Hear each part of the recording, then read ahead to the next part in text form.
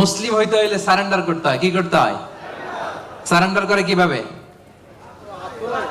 Police যদি পিস্তল ধরে বলে হ্যান্ডস আপ, কি করবেন? কয় সারেন্ডার। কি কয়?